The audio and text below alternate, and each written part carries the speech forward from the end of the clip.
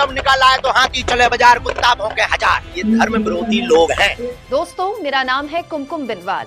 बागेश्वर धाम वाले बाबा नागपुर से चैलेंज छोड़कर भागे और अब रिपोर्टरों के सवाल पर बौखला गए।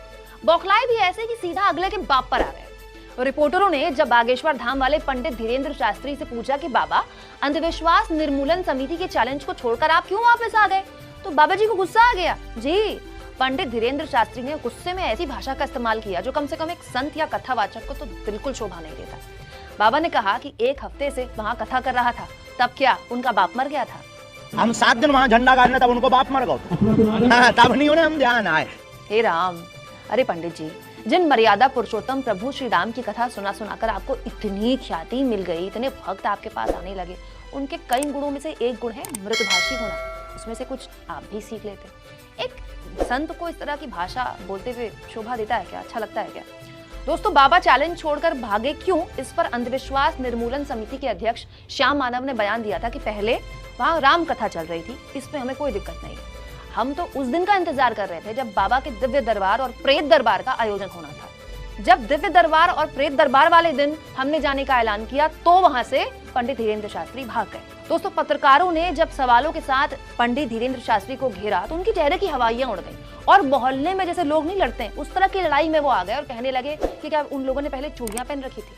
7 दिन उनके मूड पे झंडा, 2 दिन दरबार, प्रेत दरबार, तब का होगा वो कौन चूड़ियां पहन रही थी?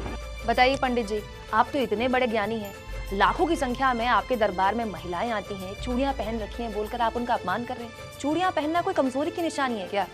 खैर, जब सवालों का लॉजिकल जवाब नहीं दे पाए तो पंडित धीरेन्द्र शास्त्री कहने लगे कि ऐसे लोग तो धर्म विरोधी हैं, हर सवाल के जवाब से बचने के लिए धर्म को आगे कर दो।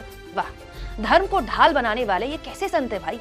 दोस्तों, बागेश्वर धाम वाले बाबा इतनी बौखलाहट में क्यों हैं? कम से कम संत महात्माओं को तो इतना गुस्सा नहीं आना चाहिए। ये लोग तो हमें सिखाते हैं कि कैसे अपने क्रोध पर नियंत्रण करना है, कैसे अपने आप को समझना है, और ऐसे लोग किसी के बाप के मरने की बात कर रहे हैं। बाबा आप कहते हैं कि मुझे लाख नहीं चाहिए, फ्री में चैलेंज पूरा करके दिखा दूंगा।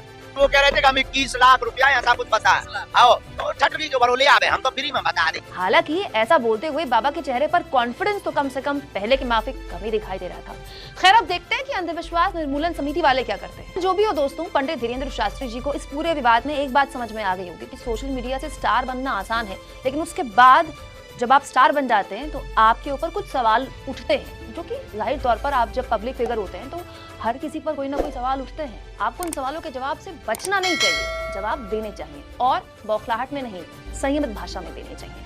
आप इस मुद्दे पर क्या सोचते हैं दोस्तों? कमेंट बॉक्स पर अपनी राय जरूर दें। चैनल को ज्वाइन